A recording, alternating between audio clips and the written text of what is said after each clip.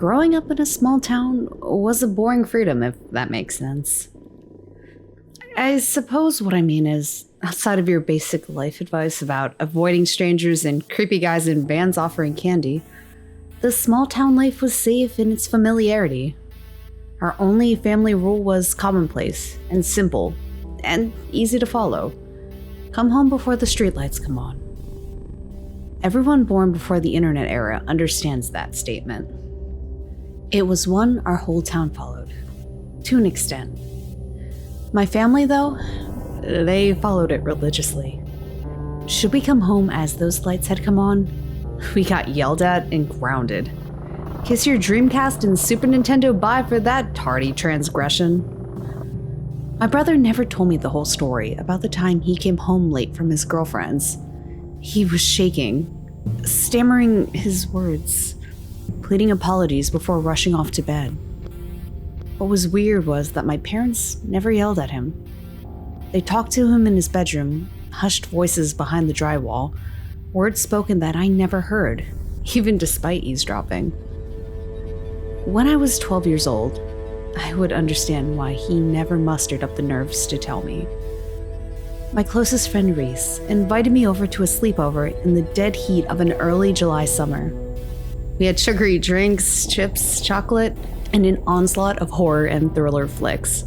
We were set to have ourselves a good night. It was around 8 at night now when I gazed out of Reese's living room window. I distinctly remember how the sun began to sink behind the mountains, and the bright yellow light of the sun's rays had deflected from the clouds and softened to an orange tinge, which barely beamed off the horizon. It was there that I saw his dad pulling into the driveway, his truck ripping around the corner, side mirror cracking off the mailbox, and the Chevy coming to a jolting halt just before opening the garage door. Reese's father, Mr. Holloway, came stumbling out of his truck, a bottle of Jack in hand, half finished. I don't remember all of what was said when my friend's dad came bursting through that door, drunk out of his mind. All I remember was the crashing of fists against walls, the yelling and screaming, and then Reese's mom ushering me out of the door, sporting a black eye and a swollen left cheek that looked fresh. I hadn't known about Reese's family life, and in truth, I couldn't blame him for not telling me. He thought everything had been better since his dad's promotion at the factory, but the promotion came with new stresses, and in turn, he relapsed into an abusive alcoholic. Now, I was outside, 6 blocks from home and scared. I had never seen abuse. I was young and, understandably, did not know how to handle the situation. So I started to walk home. The streetlights were not on yet, but the night curtains were closing quickly around me. I picked up in my pace. I could feel the cold of night nipping at my heels. I could hear a mixture of Mr. Holloway yelling and hitting his wife, along with my mom lecturing me about being home before the lights came on. That bleak orange tinge that brushed over the dark clouds was fading, failing to the twilight and the emerging of the crescent moon, only to be smothered by blackened clouds that shrouded overhead. As I walked down the open road, I kept looking over my head for the streetlights to come on. Nothing. Even looking behind me in anticipation of the streaming headlights of a passing car, but the road was bare of anyone except me and my fear. Now, the road I was walking on was like a country road of sorts. Reese lives on the outskirts of our town, and I live about 20 minutes from him. To give you an idea of the landscape, there are a ton of trees nearby, creeks that run rampant during the rain seasons, but were exceptionally shallow right now. So, the water was still and silent. By all rights, this walk should have been peaceful. Instead, it was hollow and harrowing. My heightened anxiety from the previous events obviously served as a conduit of jittery reactions and panic to small, sublime things that on a regular day wouldn't even catch my attention.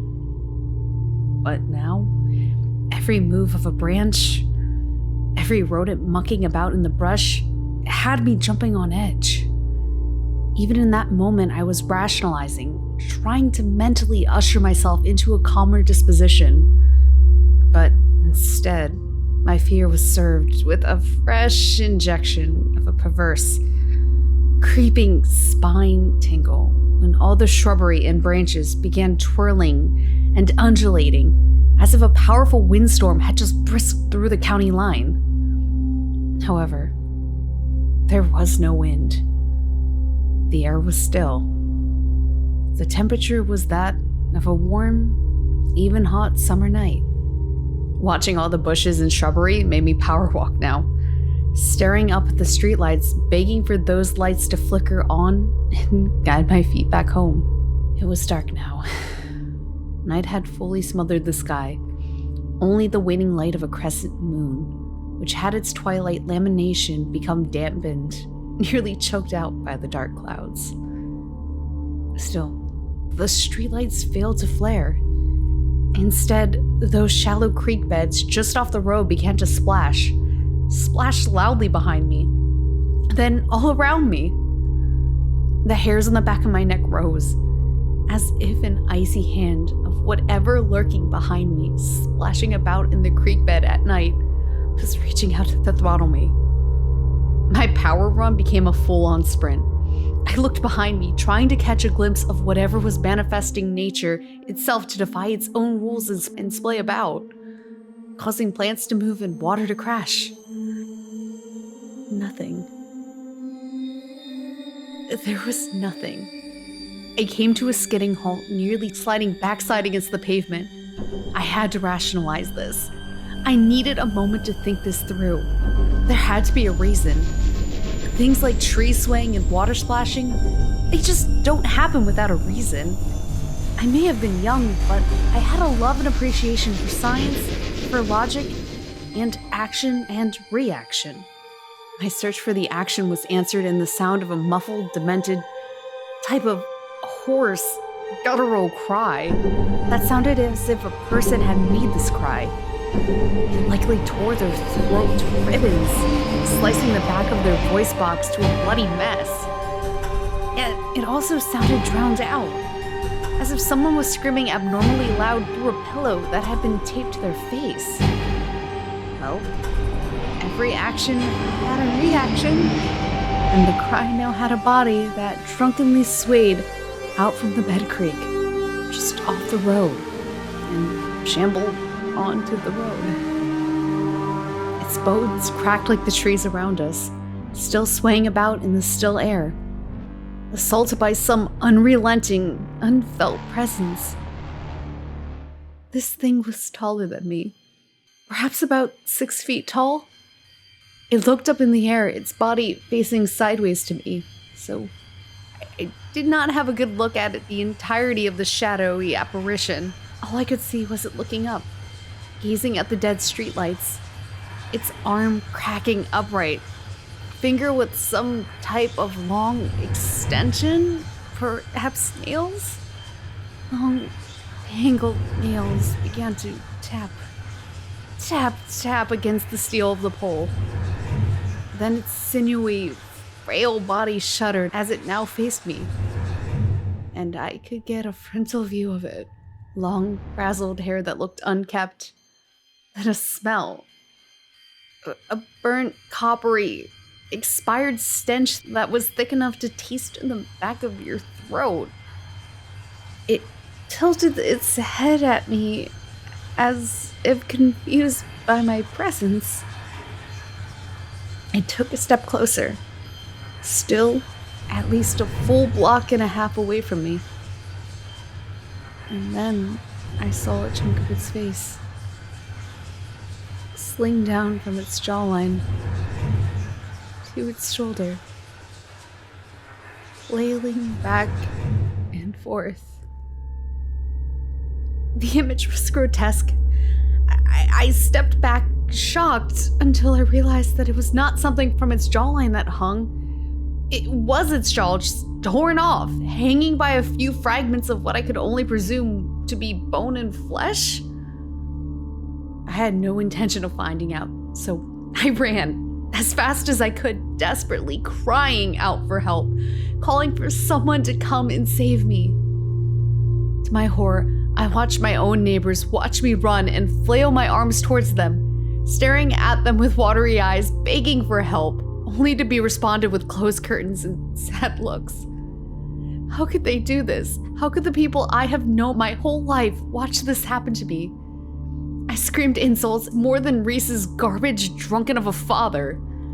That's when I heard a loud, mechanical humming coming from behind me, along with that thing's guttural howls. The streetlights began to power up and turn on. One by one, I caught glances behind me at the lights chasing the thing that chased me. Now the thing picked up its pace, gaining on me in a horrifying fashion. The way it shambled and the sort of crawl ran at me in all fours, with its hanging jaw swaying about. I could see from the bursting lights that gained on it that its jawline had teeth sewn into it, which only made me want to puke more. A large white truck whipped past me and then slammed onto the brakes. Turning till the driver's side door faced my backside, I stopped, rushing to the truck, hopping inside the back passenger door, just before the thing flung itself in the air, charging the truck. The final streetlight came on, and it dissipated into nothingness. The man in the truck drove me home, calling himself Earl. He was a lineman who had to come out and fix the startup issues with the streetlights.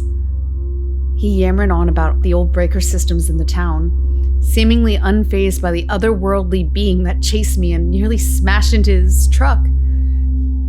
When he stopped at my place, my parents came rushing out, hugging and holding on to me.